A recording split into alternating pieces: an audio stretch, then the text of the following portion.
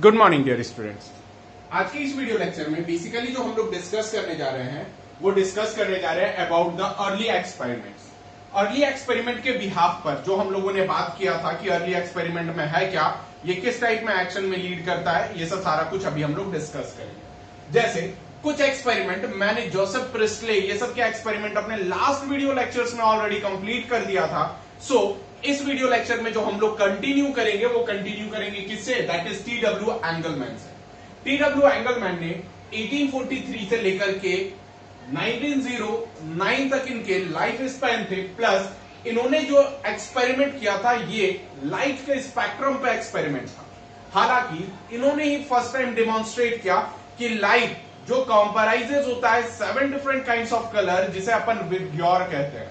ये विबग्योर के चक्कर में बेसिकली क्या है कि दो ऐसा मैसिव रीजन है जहां पर लाइट बेसिकली क्या करता है, फोटोसिंथेसिस करता है। पहला है ब्लू, दूसरा है क्या, रेड। सो अपन देखते हैं स्टूडेंट, टी.डब्ल्यू. एंगलमैन ने फर्स्ट टाइम किसे डिस्क्राइब किया, फर्स्ट टाइम इन्होंने डिस्क्राइब किया दैट इज एक्शन स्पेक्ट्रम। ये एक्शन स्पेक्ट्रम के बिहाफ पर इन्होंने क्या किया, फोटोसिंथेसिस को डिफाइन किया स्टूडेंट्स। नेक्स्ट इन्होंने एक्शन स्पेक्ट्रम को डिफ्रैक्ट करने के लिए बेसिकली प्रिज्म का इस्तेमाल किया, जो लाइट को स्प्लिट कर दे रहा था वो अपने स्पेक्ट्रम में, जिस चीज का नाम अपन क्या कह रहे थे, दैट इज विबग्योर कह रहे थे। और इसमें इन्होंने जो एक एरोबिक बैक्टीरिया का इस्तेमाल किया, वो एरोबिक बैक्टीरिया का नाम क्या था, दैट इज क्लेडोफोरा। ये क्लेडोफोरा बेसिकली पहला तो ब्लू और दूसरा रेड रीजन पे ही बेसिकली क्या करता था, O2 का इवोल्यूशन शो करता था, जिससे हमें यह पता चलता था कि ब्लू और रेड रीजन में सबसे ज्यादा फोटोसिंथेसिस होता है। जैसे देख लो, bacteria used to detect the site of O2 evolution. किस चीज के लिए डिटेक्ट हुआ, O2 के इवोल्यूशन के लिए डिटेक्ट हुआ। स्टूडेंट इनके ऑब्जर्वेशन में मेनली क्या था, इनके ऑब्जर्वेशन में यह था कि bacteria accumulated mainly into the region of blue और red light।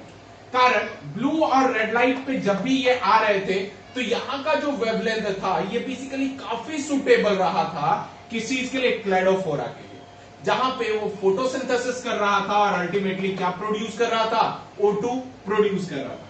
नेक्स्ट स्टूडेंट, इन्होंने जब देखा, रिजेंबल किया कि आखिर ये जो रफली एब्जॉर्प्शन हो रहा है तो ये किसके थ्रू पे हो रहा है, तो ये एक्चुअल में क्लोरोफिल ए और किस चीज के लिए, क्लोरोफिल बी होने की वजह से ये जो दोनों क्लेडोफोरा बैक्टीरिया थे जो कि एरोबिक बैक्टीरिया थे वो ब्लू और रेड रीजन में एक्यूमुलेट हुए थे स्टूडेंट्स। नेक्स्ट, अब जब इसके बिहाफ पर देखा गया तो इनका एक इक्वेशन आया।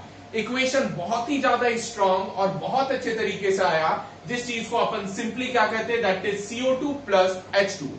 CO2 का मतलब व्हाट, CO2 का मतलब आपको पता है दैट इज ये एटमॉस्फेरिक कार्बन डाइऑक्साइड।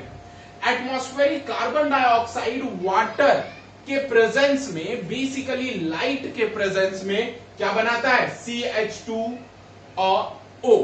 ये जो एक्चुअल कंपाउंड है ये कार्बोहाइड्रेट्स का कंपाउंड है जो कि जनरली क्या करता है, ग्लूकोज का फॉर्मेशन करता है। स्टूडेंट यहां पर याद रखिएगा, जैसे ये CH2O है, ये रिप्रेजेंट एक्चुअल में क्या कर रहा है, कार्बोहाइड्रेट रिप्रेजेंट कर रहा है, जो कि क्या चीज है, एक सिंपल 6 कार्बन मॉलिक्यूल्स वाला ग्लूकोज है डियर स्टूडेंट्स। नेक्स्ट, अब जो दूसरे साइंटिस्ट थे, इन साइंटिस्ट का नाम था that is Cornelius Van Niel. इन्होंने जब ये आया तो इनका लाइफ स्पैन और कह सकते हैं दैट इज 91 से लेकर के 1985 तक इनका लाइफ ड्यूरेशन रहा, जिसमें इन्होंने एक माइलस्टोन कंट्रीब्यूशन दिया। माइलस्टोन कंट्रीब्यूशन का मतलब क्या था, माइलस्टोन कंट्रीब्यूशन का मतलब कि इन्होंने एक बीम प्रिपेयर कर दिया और फाइनली अपना खुट्टा गाड़ दिया।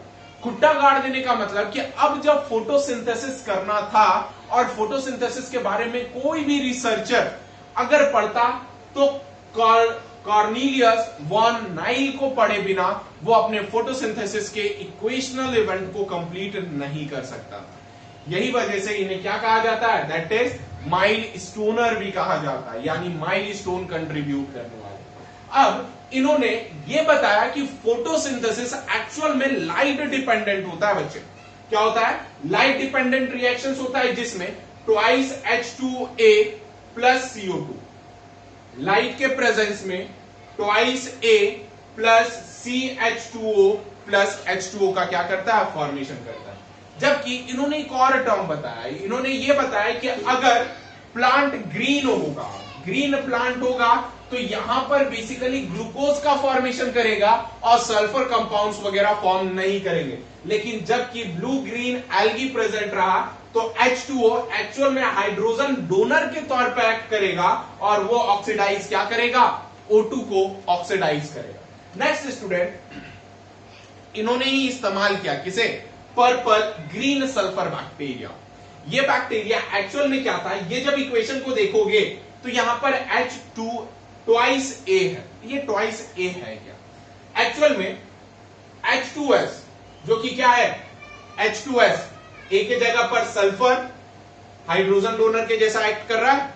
अब जब ये हाइड्रोजन डोनर के जैसा एक्ट करना शुरू किया तो ये एक्चुअल में क्या किया, ऑक्सीडाइज किया ना सल्फर को, तब जाकर के क्या किया, देखो भाई, ऑक्सीडाइज किया सल्फर को और सल्फेट डिपेंडेंट बन गया और अल्टीमेटली क्या रहा, सल्फर निकला और ग्लूकोज का मॉलिक्यूल सिंथेसाइज हो गया।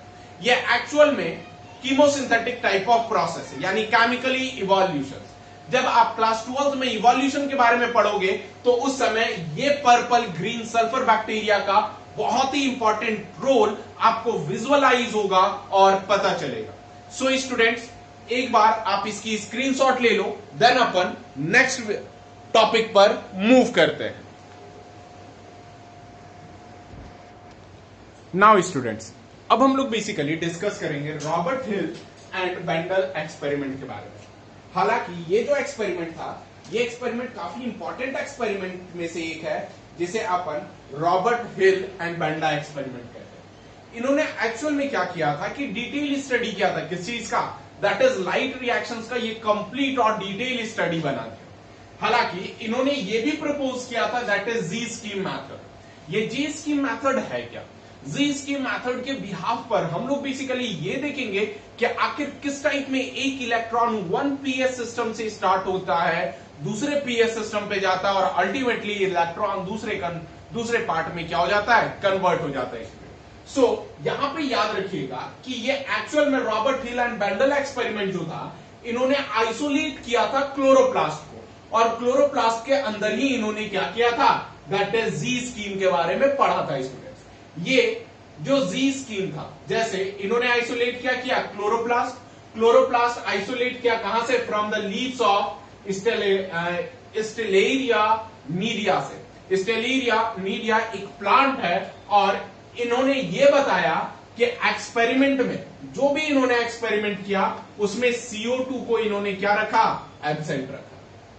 हालांकि उस समय ये केस देखा गया कि ट्वाइस ए पर्पल सल्फर भी हो सकता है, कोई और अदर कंपाउंड भी हो सकता है, that is twice H2O, sunlight और हिल रिएजेंट। इन्होंने एक रिएजेंट का इस्तेमाल किया, इसका नाम क्या था, हिल रिएजेंट।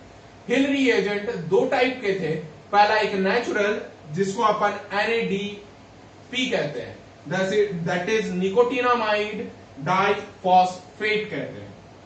आर्टिफिशियल में भी बहुत सारे, फिलहाल अपन इसे समझेंगे। हिल रिएजेंट का इस्तेमाल किए, इन्होंने देखा कि ट्वाइस A प्लस H2 का फॉर्मेशन किया प्लस O2 रिलीज किया, यानी ट्वाइस A H2 रिलीज किया। मतलब देखो यहां पर कोई कार्बन कंपाउंड यानी ग्लूकोज मॉलिक्यूल्स के कंपाउंड के जैसे कुछ भी फॉर्म नहीं कर रहा था जो पर्पल ग्रीन सल्फर बैक्टीरिया में फॉर्म किया था। स्टूडेंट्स, यहां पर एक्चुअल में जो A आगे चल करके इन्होंने डिमॉन्स्ट्रेट किया, वो ये बताया कि A जो है एक्चुअल में हाइड्रोजन एक्सेप्टर है, वो भी किसका, हिल रिएजेंट का। अब हिल रिएजेंट दो टाइप में, नेचुरल मैंने अभी आपको बताया जो कि NADP है, जबकि आर्टिफिशियल में पोटेशियम फेरिसाइनाइड, बेंजोक्यूनॉन, क्रोमेट और DCPIP ETC आर्टिफिशियल है, जो बेसिकली हिल रिएजेंट के तौर पे जाने जाते हैं। यहां पर जो DCPIP है, ये एक्चुअल में है क्या, फुल फॉर्म होता है डाइक्लोरोफेनॉल इंडोफेनॉल, क्लियर है, DCPIP।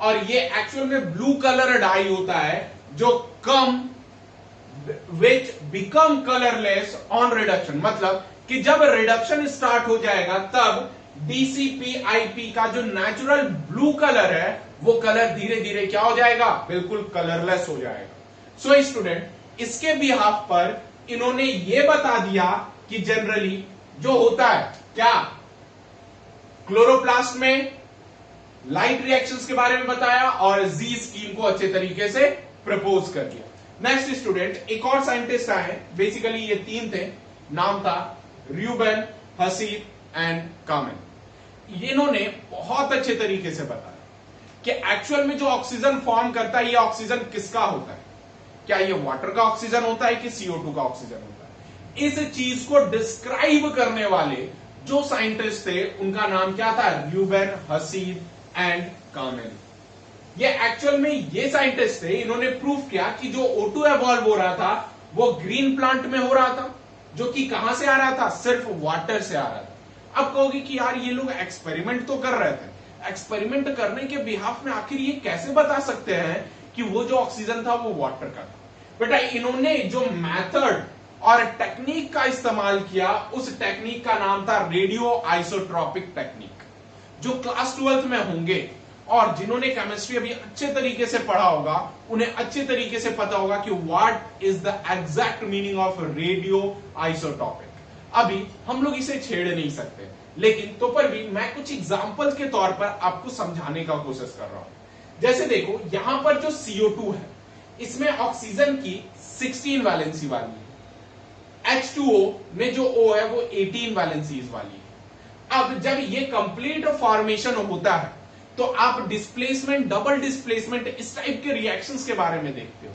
जब इस टाइप का रिएक्शंस कंप्लीट आउट होता है तब ऐसा देखा गया कि जो ग्लूकोज मॉलिक्यूल बनता है उसमें ऑक्सीजन जो है वो एक्चुअल में कार्बन डाइऑक्साइड का है, और जो वाटर बनता है उसमें भी जो ऑक्सीजन है वो किसका है, कार्बन डाइऑक्साइड का है। लेकिन जो ऑक्सीजन रिलीज हो रहा है वो किसका है, वाटर का है। सो यही कारण से ये पता चला कि आखिर वाटर प्लांट के लिए क्यों इतना इंपॉर्टेंट है। अगर प्लांट की स्कार्सिटी हो जाए तो क्या ऑक्सीजन प्रोड्यूस हो पाएगा, नहीं। और इवन आगे चलकर के बहुत सारे ऐसे साइंटिस्ट मिले जिन्होंने इसकी डाइवर्स और वास्ट स्टडी करके हम लोगों को एक्सप्लेन करके बताया। सो स्टूडेंट, अर्ली एक्सपेरिमेंट्स जो भी थे वो यहीं तक थे। सो मिलते हैं अब अपने नेक्स्ट वीडियो लेक्चर्स के साथ, जिसमें हम लोग ये देखेंगे कि आखिर फोटोसिंथेसिस होता कहां पर है। सो स्टूडेंट, तब तक के लिए stay safe, stay healthy and thank you for watching.